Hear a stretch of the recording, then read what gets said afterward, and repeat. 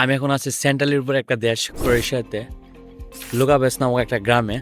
আসলে ইউরোপের গ্রামগুলো হচ্ছে আপনারা স্বপ্নের মতো যেরকম ভাবেন, স্বপ্নের ভিতরে যেরকম পরিপাটি গ্রামগুলো থাকবে, বাড়িঘর সেম এরকম আপনার স্বপ্নের মতো যেরকম ভাবতে পারেন ইউরোপের গ্রামগুলো ওইরকম হয়ে থাকে।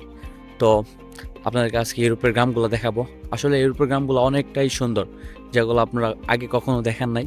তো সবাই আমার পেজটিকে ফলো দিয়ে পাশেই থাকুন।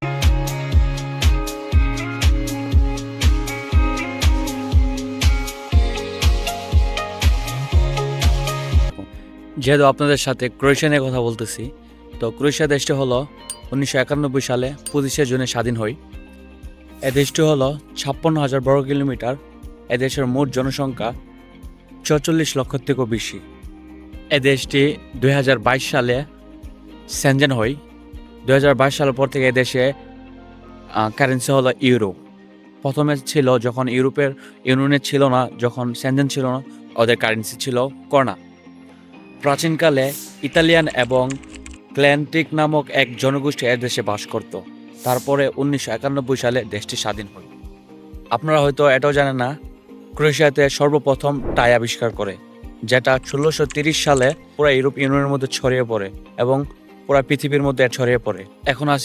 এখন তো ক্রোয়েশিয়ার সংস্কৃতি নিয়ে কিছু কথা বলছে, এখন আসি ক্রোয়েশিয়ার গ্রাম নিয়ে। যখন ফার্স্টে গ্রাম নিয়ে কথা বলা হয়েছে, যেহেতু আমি গ্রামে আছি, এই ক্রোয়েশিয়ার মধ্যে আপনার 4 ঋতুর মধ্যে হচ্ছে এটা এমন একটি দেশ, আপনি যখন সামার টাইমে আসবেন এখানে, তখন একদিনের ভিতরে আপনি 4টা ঋতু দেখতে পারবেন। 4 রকমের ওয়েদার দেখতে পারবেন এই দেশে।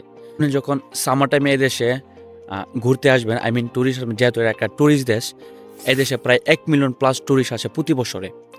ইভেন সামার টাইমে একটু বেশি ট্যুরিস্ট আছে। যাই হোক, আমি যখন এখানে সামার টাইমে আসি, সামার টাইমে নিয়ে কথা বলি।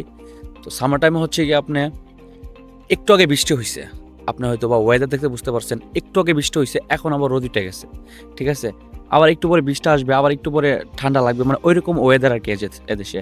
একটা কথা হচ্ছে গিয়ে, যখন ফুললি সামার সিজন চলবে, যে এরকম জুন জুলাইতে, আপনি যখন তখন 9টা বাজবে, তখন আপনি রাতের কোনো ফিল পাবেন না। তখন প্রায় যখন আমাদের বাংলাদেশে হচ্ছে রাতের 9টা বাজে, একদম পুরো রাত হয়ে যায়, অনেক রাত হয়ে যায়। এ জায়গায় রাতের 9টা বাজে মাত্র বিকাল হই। রাতের 10টা, 9:30 এই সময়ে সূর্য অস্ত যায়। এটা আসলে একটা ইন্টারেস্টিং বিষয়। আপনার ইউরোপের বিভিন্ন দেশে গেলে এটা দেখতে পারবেন। মূল কথা হচ্ছে, আপনি যখন ফিনল্যান্ডে যাবেন, তখন আরও দেখতে পারবেন রাত 4 ঘন্টা 5 ঘন্টার মতো রাত থাকে, অনেক ছোটো হয়ে যায় রাত।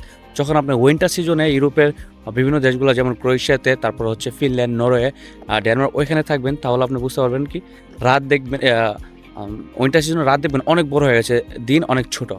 আসলে এটা একটা স্বপ্নের মতো, যে আমরা অনেক সময় ভাবি না যে রাত অনেক ছোট হয়ে যায়, অনেক সময় দেখি বা অনেক বইয়ের মধ্যে পড়ি বা অনেক ইউটিউবের ভিডিওর মধ্যে দেখি। ব্যাপারটা আসলে অনেকটাই সত্যি, যেটা আপনি নিজের চোখে দেখলে বিশ্বাস করবেন। তো আজকের ভিডিওটা এটুকুই। সবাই ভালো থাকবেন, সুস্থ থাকবেন, অ্যান্ড আল্লাহ হাফেজ। নেক্সট ভিডিও খুব শীঘ্রই আসবে। আমার পেজটিকে ফলো দিয়ে পাশেই থাকুন।